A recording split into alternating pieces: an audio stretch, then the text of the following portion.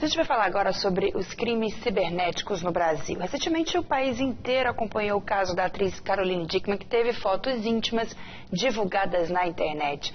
Como que a gente se previne, hein, Guilherme? Pois é, nós vamos conversar agora sobre esse assunto com a doutora Patrícia Peck Pinheiro. Ela é especialista em direito digital, uma das maiores referências do país nessa área. Bom dia, seja bem-vinda. Bom dia. A gente acabou de acompanhar a reportagem sobre o Dia dos Namorados e a gente estava falando a respeito dessa questão dos namorados, como manter a privacidade na internet. Acabou essa coisa entre os casais? Não, na verdade cresceu o pedido cada vez mais de um namorado para o outro para passar a senha por prova de amor. Então, normalmente o cônjuge quer saber a senha do celular, a senha do e-mail, da rede social, para ficar de olho no outro na internet. Isso de alguma forma pode ser vista como uma invasão de privacidade do cônjuge? Aí chega até a máxima de um crime, doutora?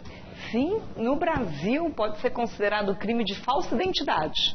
É um crime previsto do artigo 307 do Código Penal, que eu me fazer passar por outra pessoa acessando um serviço com a senha dela é crime. Porque muitas vezes a pessoa pega sem que a outra saiba, também, né? E aí inclusive pode acabar até separando os namorados, né? Olha aí, a rede social, né? Acabando com o relacionamento. Exatamente. Agora, doutora, a gente indo para a questão da atriz Carolina Dickman, que foi um caso muito sério, todo mundo acompanhou, e ela foi vítima de crackers, né?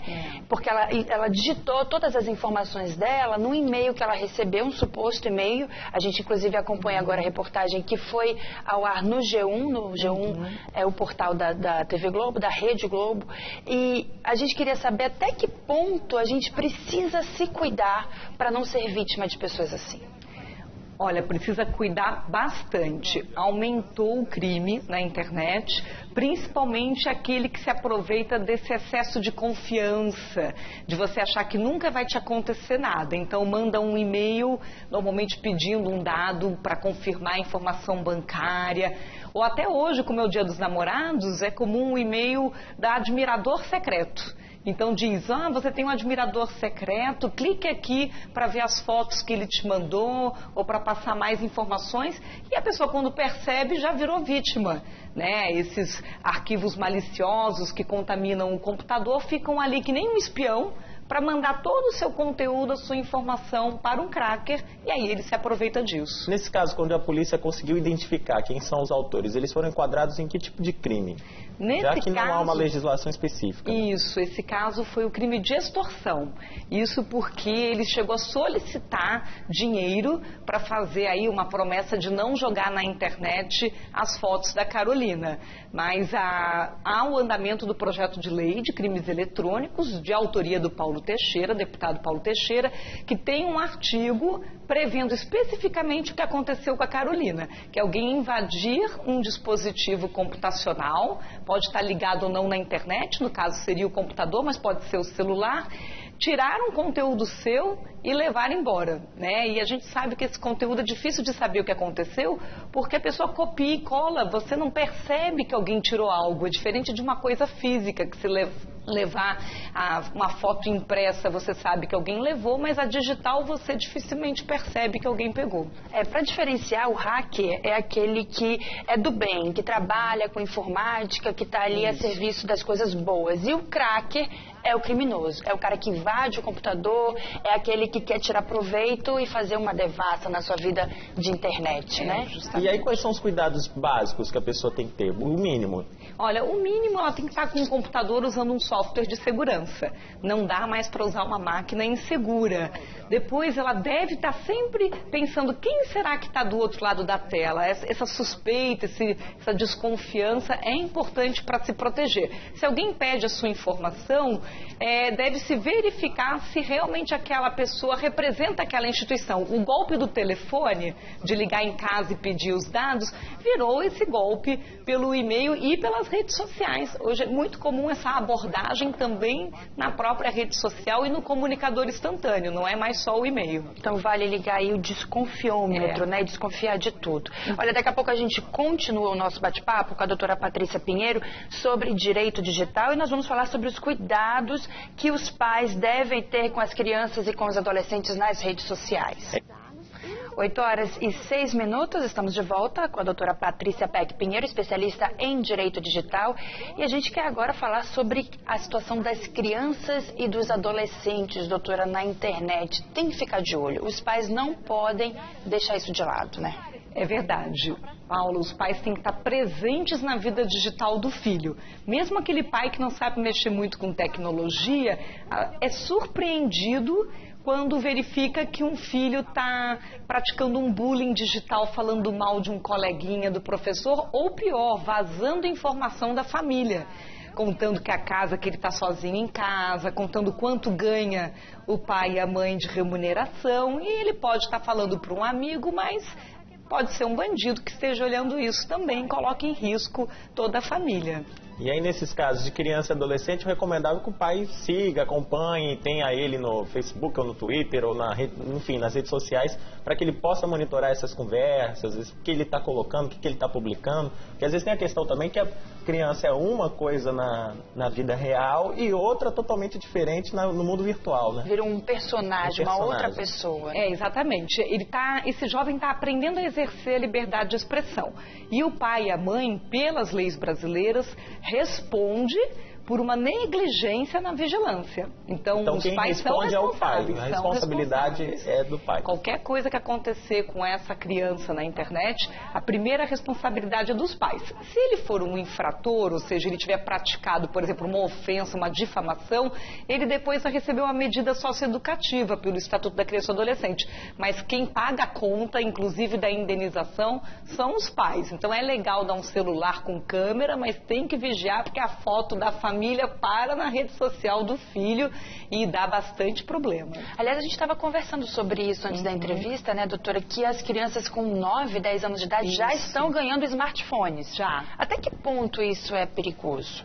Eu acredito que é uma ferramenta. Então, se a gente pensa que uma criança tem que ser treinada para um dia tirar uma carteira de habilitação para dirigir um carro, de certo modo, ela precisa de orientação para pilotar um celular, para pilotar um computador, para ir numa lan house.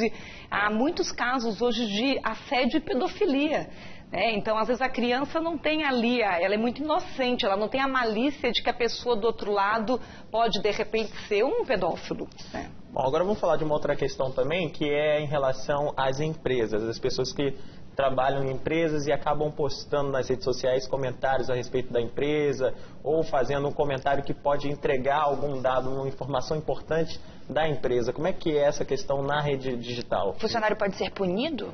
Então, as empresas estão se preocupando cada vez mais em conscientizar as equipes que existe sigilo profissional também na internet. Então, às vezes, aquele comentário de rotina, eu cheguei no trabalho, vou ter reunião com fulano de tal sobre o projeto tal. Quer dizer, a pessoa acha que está fazendo um diário, que ela está contando apenas a vida dela e ela está gerando um vazamento de informação e pode ser punida porque há o crime de quebra de sigilo profissional. E aí o que vai acontecer é que quando ela se dá conta que falou mais do que devia, ela não tem como se arrepender porque já foi publicado o conteúdo e ele espalha rapidamente. E aí, no caso das empresas, o que elas devem adotar? É uma norma interna? É um código de boas relações e boas condutas na internet? A empresa precisa também orientar esse funcionário ou não? É essencial. Nossa Justiça do Trabalho diz que cabe ao empregador orientar os funcionários sobre postura ética no ambiente de trabalho. Então, hoje as empresas criam uma política de segurança, de informação e também uma espécie de guia de conduta nas redes sociais. Porque existe a privacidade do funcionário. Então, se o funcionário não quer que o chefe saiba o que ele está fazendo, ele tem que usar aqueles mecanismos de privacidade que as próprias redes sociais fornecem. Agora, se ele escreve aberto na internet, a empresa pode ver e, dependendo, ele pode até ser demitido. E até que ponto o chefe, o patrão, deve interferir nessa liberdade? É o funcionário que tem que personalizar suas configurações de privacidade para que um chefe não veja determinado assunto ou é considerado uma coisa assim, uma pessoal sua, uma opinião pessoal sua, alguma coisa sua e o seu chefe está observando? Como é que funciona essa relação entre chefe e empregado na rede social? É uma relação, às vezes, de amor e ódio, né? O que eu quero dizer é que se o assunto tiver relação de trabalho, se a pessoa diz, eu trabalho na empresa tal, e realmente comenta algo que tenha a ver com até as pessoas que ela trabalha. Tem hoje caso de funcionário que fala mal de um cliente que ele atendeu na empresa, né? Então, você precisa dar a sua opinião, mas tendo aquele cuidado de não entregar o nome, né? Ou não revelar demais. Aí você consegue equilibrar, preservar a privacidade. Falou da empresa, associou conteúdo de trabalho, a própria empresa tem responsabilidade, porque a empresa responde por má conduta de funcionário, mesmo depois do horário de expediente na internet. Então, se entender que ele ofendeu alguém e ele trabalha para aquela empresa e tinha relação de trabalho, a empresa, se não fizer nada, também é responsabilizada por negligência, como se ela tivesse concordado com aquilo ali. Agora, doutora, rapidamente, sobre a legislação, a senhora acredita que vai demorar muito para a gente ter uma legislação específica para crimes na internet? Eu espero que não. E o caso da Carolina Dickmann ajudou um pouco a acelerar isso junto ao Legislativo.